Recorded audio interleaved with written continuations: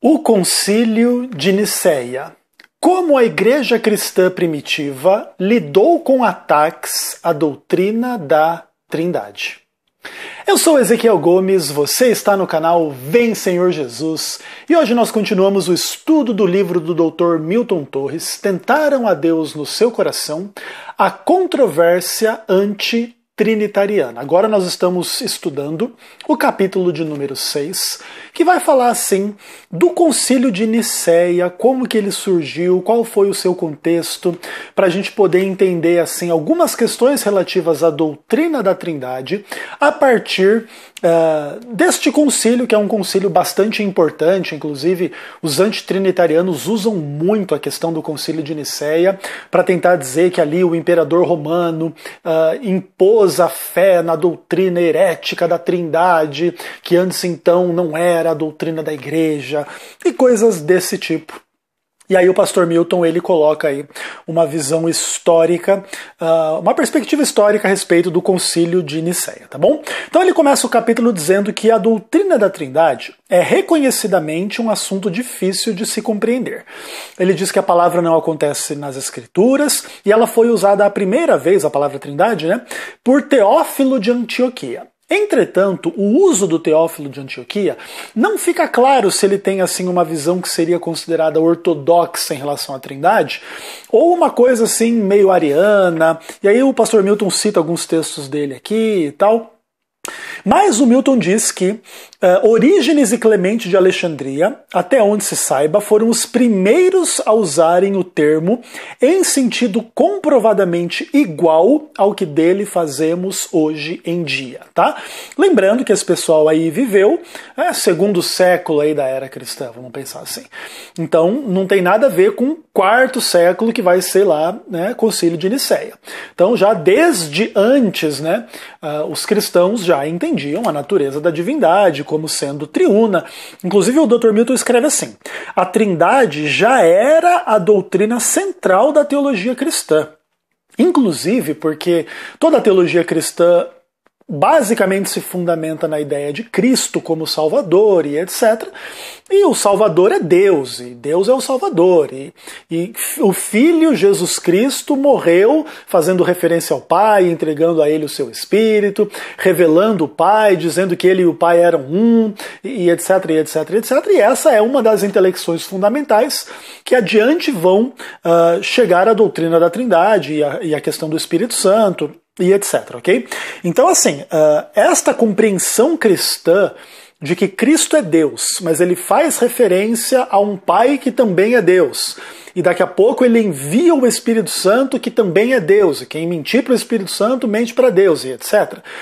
Esse tipo de questão está no centro fundamental da ideia da doutrina da Trindade e na ideia básica do cristianismo.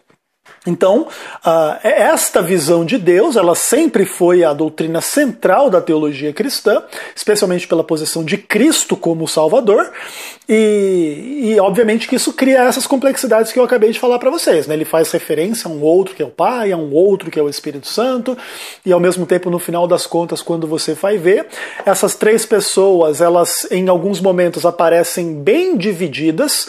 Então Jesus fala: eu rogarei ao Pai e ele enviará outro Consolador. Os três estão aí. Em outros momentos, elas podem ser inclusive confundidas. Jesus, gerado do Espírito Santo, é filho do Pai. Mas e aí? Então tem unidade entre Pai e Espírito Santo. Mas em alguns momentos o Pai envia o Espírito Santo demonstrando a diferença que há entre os dois. E isso é basicamente o tema central aí, a questão central da doutrina da Trindade. Deus se manifesta em unidade entre essas três pessoas, e ainda assim essas três pessoas em certos momentos são apresentadas cada uma fazendo uma coisa diferente, ou uma fazendo uma coisa em função da outra. Então o Filho está na Terra enviado pelo Pai e revelando o Pai de quem eles são um, né? Com quem ele é um, né? O Filho. Então esse é o tipo de questão que está na base, né, da doutrina da Trindade, e essa sempre foi a doutrina central do cristianismo, porque tem que ver com Cristo no centro ali, morrendo por nós. Inclusive, qual que era a dificuldade lá do cristianismo inicial para pregar para os pagãos? Era justamente a noção de que Cristo morreu, porque como é que Deus pode morrer? Deus não pode morrer. Inúmeras heresias cristológicas também surgem dentro desse contexto, como o docetismo, por exemplo. E tal, entende? E tudo é contextualizado na noção da divindade. E a divindade, ela pertence a Cristo, ela também pertence ao Pai, também ao Espírito, e no final de tudo é um Deus só, e etc. E basicamente é isso, tá bom? Agora, aí o pastor Milton ele continua aqui, dizendo o seguinte, que a Trindade ela tem o elemento misterioso da explicação de como que isso funciona na essência, na mecânica, na realidade, como que é isso fora de um contexto da relação entre Deus e a criação, como é que é essa relação intratrinitariana, que é uma das questões bonitas a respeito da doutrina da Trindade, ainda que envolve especulações, porque a gente não tem, obviamente, uma revelação mais específica a respeito disso. A gente sabe que Deus é amor, a gente sabe que Deus é Pai, Filho e Espírito Santo. Então é natural inferir que Deus ele vive nessa atmosfera de amor, que entre essas três pessoas reina o amor perfeito e absoluto. Essas três pessoas partilham das características incomunicáveis e comunicáveis do que é ser Deus. Então os três são onipotentes, oniscientes, onipresentes e tal. Não tem ninguém um pouco mais do que o outro. Os três se submetem a si mesmos e um ao outro. É uma coisa muito maluca, muito interessante. Disso podem ser inferidas inúmeras questões interessantes, mas é óbvio que quando você vai começar a tentar explicar isso demais, você vai acabar fazendo afirmações que não estão na palavra de Deus, né? Essa, inclusive, é uma das dificuldades da doutrina da Trindade, por isso que existem inúmeras formas de entender e de ver essa questão, e também é natural que por causa do mistério da questão de 3 e 1 e 1 e 3, etc., é natural também que quem vá contra esta doutrina tente pegar elementos em relação a isso para tentar dizer que não é assim, que não está escrito, que não é desse jeito e tal, para fazer as suas polêmicas antitrinitarianas. Inclusive o pastor Milton aqui coloca, né? A maior dificuldade dos antitrinitarianos é que qualquer explicação que proponham para substituir e extirpar a doutrina da Trindade os acaba levando a contrariar explicitamente as Escrituras. Então você vê assim, por que o antitrinitariano vai para fazer crítica textual e dizer que a Bíblia está corrompida? Porque em algum momento a Bíblia vai dizer contra o que ele quer ouvir. Entendeu? Mais cedo ou mais tarde, se você começar a ter um antitrinitarianismo rígido e tal, daqui a pouco você vai ter que negar inúmeros textos bíblicos, tanto no Antigo quanto no Novo Testamento, e etc. E aí, assim, o Milton diz, né, os próprios esforços feitos para desacreditar a doutrina da Trindade são incapazes para dar uma explicação alternativa que se harmonize com os ensinamentos explícitos das Escrituras. Eles são a prova mais contundente da veracidade da natureza triuna de Deus, conforme está ensinada na Bíblia. Porque, justamente, aí o antitrinitariano tenta explicar tudo isso, não consegue e acaba demonstrando que a Bíblia está correta ao colocar as questões da forma como, né, os trinitarianos a entendem. Mas aí, fora do recurso assim bíblico, os antitrinitarianos vão tentar apelar para a história. E aí a história do movimento antitrinitariano vai começar a ser evocada e etc. E aí o pastor Milton vai trabalhar um pouco desta questão. E ele diz o seguinte, as discussões sobre a doutrina da Trindade apareceram tardiamente na história do cristianismo. Todo tipo de ataque já era feito à doutrina cristã, mas geralmente eram ataques feitos de fora, dos pagãos, dos descrentes, daqueles que eram judeus que não se converteram a Cristo. Então, esses grupos, eles de fato colocavam aí os seus desafios à fé cristã. Mas a discussão da doutrina da Trindade num contexto especificamente cristão só vai aparecer lá no quarto século. Então é o quê? É um aparecimento tardio. Até ali, isso não era questionado, isso não era colocado em xeque ou em dúvida, até porque aquela era a experiência da igreja em Cristo, com Cristo, por Cristo, e agora no Espírito, com o Espírito, pelo Espírito. A referência ao Pai nunca foi problemática, então a existência da igreja cristã já pressupõe a existência da compreensão triuna da divindade, ok? Mas aí começam a surgir heresias né, de pessoas que um dia estiveram na igreja e que haviam saído e tal. E ali também existe uma questão de que no momento inicial do cristianismo, as coisas mais profundas da palavra de Deus, elas eram deixadas para serem ensinadas no discipulado um pouquinho mais tarde, né? Então as discussões trinitarianas, elas vão amadurecer um pouquinho depois, assim, né? Inicialmente é aquela pregação assim baseada em Cristo, né? Que já tem as implicações da doutrina da Trindade. Mas aí após a pessoa aceitar a Cristo, se arrepender, ser batizada e tal, lá na frente as pessoas então vão começar a ter uma visão maior, né? Mais nítida da divindade de Jesus, como aconteceu com a própria igreja primitiva, né? Muito provavelmente a igreja precisou amadurecer isso também, né? Até chegar a compreender aquilo que foi escrito no Novo Testamento como testemunho cristão e etc. Porque, de fato, essa é uma questão que demanda um certo tempo para você digerir, para você entender. Imagina que aqueles próprios homens que conheceram Jesus, com o tempo, diante de tudo que aconteceu, a sua ressurreição, ele volta para o céu, e agora ali o Espírito Santo e os milagres, eles começam a estudar as profecias, eles começam a pregar e se confrontar com um monte de coisa, daqui a pouco eles começam a perceber quem é que estava diante deles o tempo todo, Deus feito homem, né? E aí isso vai se cristalizar, isso vai ser colocado nas páginas do Novo Testamento, conforme, né, o Novo Testamento vai sendo escrito. Então, o pastor Milton ele diz assim, que diante desse contexto como um todo, os antitrinitarianos acusam a igreja de ter inventado a doutrina da Trindade no século IV. Na verdade, antes do século IV, a igreja já tinha inequívoca ideia, a crença, de que a divindade tinha uma natureza triuna. Foi o antitrinitarianismo que surgiu no século IV. Isso é interessante de colocar, né? Então, todo esse barulho que os antitrinitarianos fazem em relação ao Concílio de Nicéia simplesmente demonstra que foram eles que surgiram com essa polêmica lá na época que aconteceu o Concílio de Nicéia. Aí o pastor Milton vai começar a contar a história do Concílio de Nicéia, contando a história do seu personagem principal, o seu antagonista principal, que é Ário, né? Ário, ele foi morar lá em Alexandria e ele começou a pregar suas ideias e é interessante, assim, diz que inicialmente ele estava ele estava colocado ao lado de um outro ensinador, né, que era Melício, bispo de Sicópole. Então, o Ário ele tinha uma parceria com esse camarada, e esse camarada negava a doutrina da divindade, e o Ário, no primeiro momento, ele meio que ficou em cima do muro, até que um dos patriarcas lá de Alexandria e tal, o patriarca de Alexandria, Pedro, ele foi advertido em um sonho que o Ário negava a divindade de Cristo, tal qual lá o mestre dele. E aí fica um pouco daquela quem influenciou quem, né? E aí o patriarca foi lá falar com o Ário, e aí, você acredita na divindade de Cristo ou não? E o Ário acabou confessando que não acreditava e foi excomungado, né? Então ele foi excluído lá das funções dele como diácono que era e etc. Aí o que aconteceu?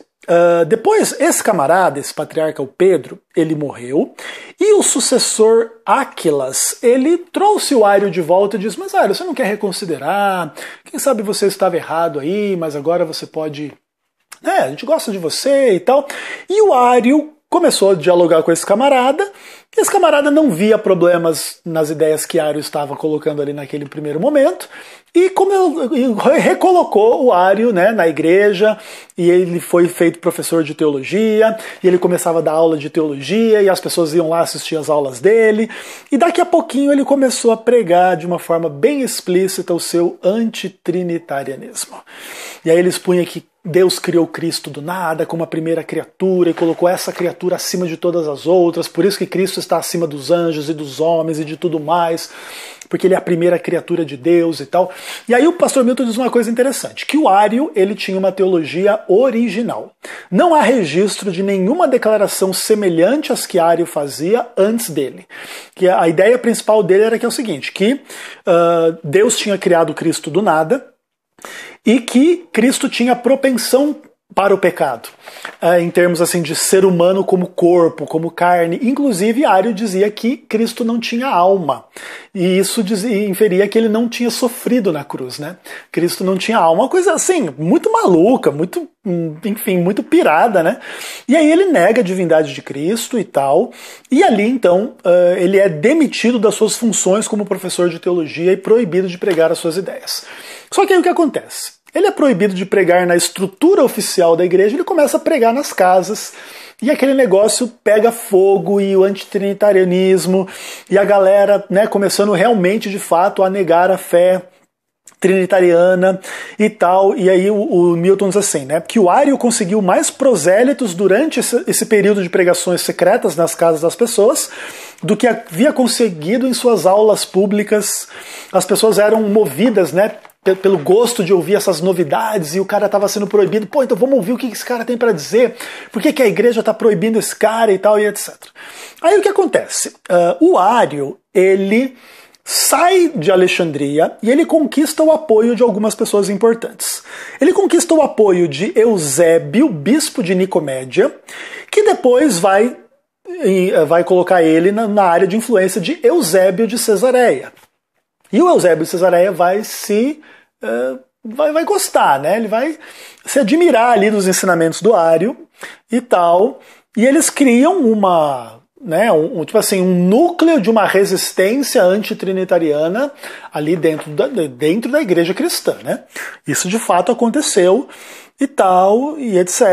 E ali acontece o seguinte: o patriarca de Alexandria, o Alexandre, ele reagiu aquilo que estava sendo colocado ali e escreveu uma carta pública colocando todas as besteiras que o Ário falava, fazia, como que ele, né, perverteu a fé de muitas pessoas lá em Alexandria, inclusive denunciando, né, o Eusébio de Nicomédia e o Eusébio de Cesareia de fazerem parte aí desse complô antitrinitariano e heresia e não sei o que e tal, e a coisa começou a ficar feia.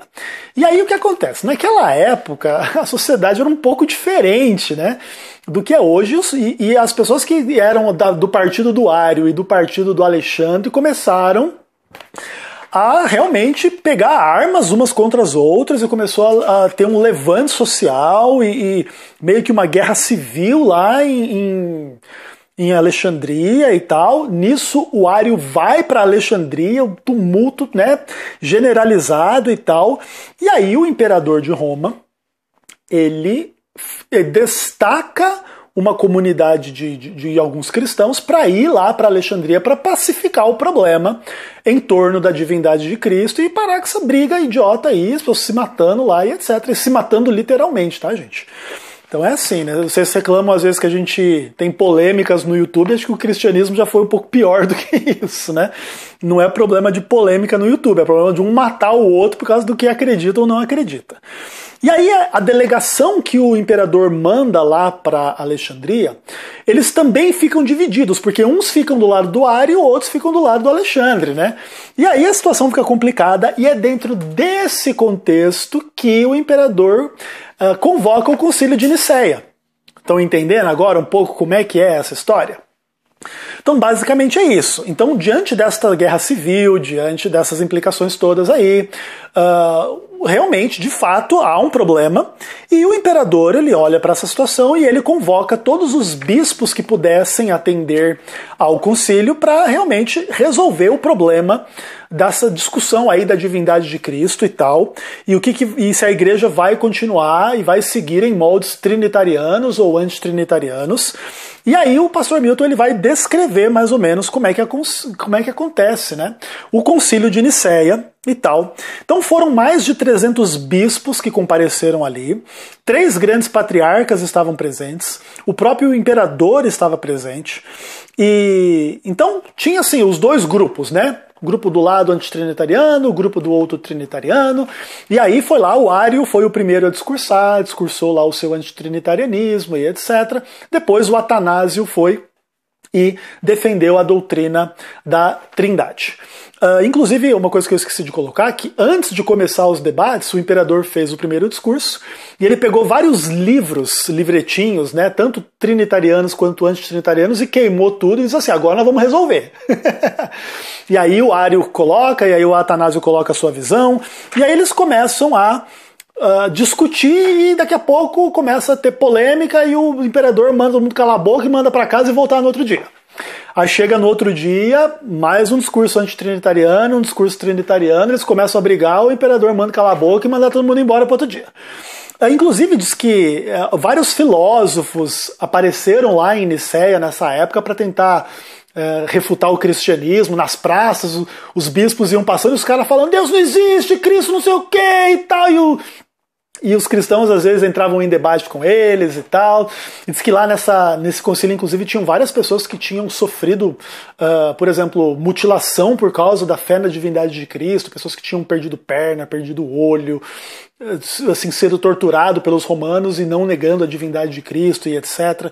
Dentro desse contexto, alguns dos que estavam do lado de Ário tinham negado a divindade de Cristo em contextos de perseguição, e eles tentavam dizer que não foi para salvar a vida deles, foi porque realmente eles não acreditavam na divindade de Cristo, que não era uma doutrina bíblica e etc. E ali, no final das contas, o imperador repreendeu ambos os partidos por sua obstinação em se apegar a seus pontos de vista. Mas no final de tudo, o que aconteceu? Os representantes discutiram, e a grande maioria ficou do lado da fé trinitariana. E o imperador já tinha dito que quem ganhasse aquilo ali ia ser aquilo ali que ia ser, certo? Aquela discussão ali ia resolver esse problema, ninguém ia ficar mais enchendo o saco por causa desse assunto. Os antitrinitarianos inicialmente se recusaram a assinar a redação lá do concílio, até que um ou outro foi cedendo, e eles pediram também para arrefecer o anátema, né, contra eles. Alguns deles perderam os cargos lá como bispos e professores e padres e pastores da igreja e etc. Até que arrefeceu o concílio e todo mundo assinou. E diante do veredito, eles inclusive o próprio Ário, Eusébio de Nicomédia e etc. decidiram assinar o documento, mas solicitaram a revogação das sentenças ou arrefecimento do seu vigor. O concílio aceitou o pedido, e com a condição de que eles concordassem em se manter longe da cidade de Alexandria. Os trabalhos foram concluídos no dia 25 de agosto de 325. Então veja, uma coisa importante a respeito disso tudo aqui é que o imperador de Roma não foi quem decidiu a fé da igreja ser trinitariana ou antitrinitariana no contexto do Concílio de Nicéia. Primeiro de tudo, essa é uma doutrina bíblica, essa é uma doutrina depois questionada por Ário e etc., e ela é confirmada pela maioria das pessoas dentro da igreja, e assim é até hoje. A maioria das igrejas é trinitariana e alguns poucos movimentos no cristianismo, de uma forma geral, são antitrinitarianos. Esses movimentos sempre existiram desde o quarto século, existem até hoje e vão existir até quando Jesus voltar. As pessoas têm liberdade de crer ou não crer naquilo que elas quiserem, mas a fé majoritária dentro do cristianismo é a fé na doutrina da Trindade. E o é não por causa de nenhuma imposição de nenhum imperador, mas porque isso é o que surge da Bíblia e isso é o que surge das discussões teológicas que nós podemos ter em relação ao assunto. Portanto, o Concílio de Nicéia acontece dentro desse amplo contexto aí que eu já expliquei para vocês, dentro do surgimento tardio do antitrinitarianismo, das polêmicas que inclusive ameaçavam dividir politicamente o reino em função de uma discussão teológica. É por isso que o imperador intervém e coloca, agora vocês vão resolver esse problema teológico, obviamente com interesses políticos, da unificação política do reino. Mas o interesse do imperador é puramente político, ele não opina em termos de doutrina, dogma, religião. Inclusive o imperador muito provavelmente não sabia nem ler e escrever e mal sabia do que estava se falando. De verdade, as discussões mais minuciosas em relação à divindade de Cristo e à Bíblia e etc, ok? Então, assim, o antitrinitarianismo tentar lançar sobre a fé na Trindade uma origem no Concílio de Nicéia, porque foi imposto pelo imperador romano, é simplesmente fantasiar a história cristã e tentar colocá-la do seu lado, né, da controvérsia, do lado derrotado, do lado da heresia.